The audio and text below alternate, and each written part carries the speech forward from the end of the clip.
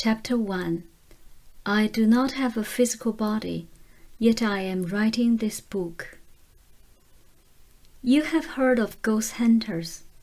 I can quite literally be called a ghost writer, though I do not approve of the term ghost. It is true that I am usually not seen in physical terms. I do not like the word spirit either, and yet if your definition of that word implies the idea of a personality without a physical body, then I would have to agree that the description fits me.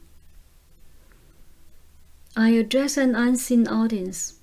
However, I know that my readers exist, and therefore I shall ask each of them now to grant me the same privilege. I write this book through the auspices of a woman of whom I have become quite fond. To others it seems strange that I address her as Ruburt and him, but the fact is that I have known her in other times and places by other names. She has been both a man and a woman, and the entire identity who has lived these separate lives can be designated by the name of Ruburt. Names are not important, however. My name is Seth. Names are simply designations, symbols, and yet since you must use them, I shall also. I write this book with the cooperation of Ruburt, who speaks the words for me. In this life, Ruburt is called Jane, and her husband Ruburt takes down the words that Jane speaks. I call him Joseph. My readers may suppose that they are physical creatures, bound within physical bodies, imprisoned within bone, flesh, and skin. If you believe that your existence is dependent upon this corporeal image, then you feel in danger of extinction. For no physical form lasts, and no body, however beautiful in youth, retains the same vigor and enchantment in old age. If you identify with your own youth, or beauty, or intellect, or accomplishments, then there is the constant gnawing knowledge that these attributes can and will vanish. I am writing this book to assure you that this is not the case. Basically, you are no more of a physical being than I am, and I have donned and discarded more bodies than I care to tell. Personalities who do not exist do not write books. I am quite independent of a physical image, and so are you. Consciousness creates form. It is not the other way around. All personalities are not physical. It is only because you are so busily concerned with daily matters that you do not realize that there is a portion of you who knows that its own powers are far superior to those shown by the ordinary self. You have each lived other existences, and that knowledge is within you, though you are not consciously aware of it. I hope that this book will serve to release the deeply intuitive self within each of my readers, and to bring to the foreground of consciousness whatever particular insights will serve you most. As I begin this book, it is late January in your time, 1970. Ruburt is a slim, dark-haired, quick woman now, who sits in a rocker and speaks these words for me.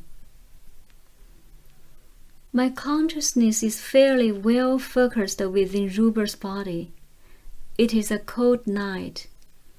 This is our first experience in writing a complete book in trance, and Ruburt was somewhat nervous before the session began. It is not just a simple matter of having this woman speak for me. There are many manipulations necessary, and psychological adjustments. We have established what I refer to as a psychological bridge between us, that is, between Ruburt and myself. I do not speak through Ruburt as one might through a telephone. Instead, there is a psychological extension, a projection of characteristics on both of our parts. And this I use for our communications. Later, I will explain how this psychological framework is created and maintained, for it is like a road that must be kept clear of debris. You would be much better off in reading this book if you asked yourself who you are rather than asked who I am. For you cannot understand what I am unless you understand the nature of personality and the characteristics of consciousness. If you believe firmly that your consciousness is locked up somewhere inside your skull and is powerless to escape it, if you feel that your consciousness ends at the boundary of your body, then you sell yourself short, and you will think that I am a delusion. I am no more a delusion than you are, and that may be a loaded sentence. I can say this to each of my readers honestly. I am older than you are, at least in terms of age as you think of it. If a writer can qualify as any kind of authority on the basis of age, therefore, then I should get a medal. I am an energy personality essence, no longer focused in physical matter. As such, I am aware of some truth that many of you seem to have forgotten. I hope to remind you of this. I do not speak so much to the part of you that you think of as yourself as to that part of you that you do not know, that you have to some extent denied and to some extent forgotten. That part of you reads this book, even as you read it.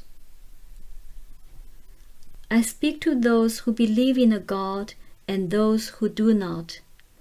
To those who believe that science will find all answers as to the nature of reality, and to those who do not.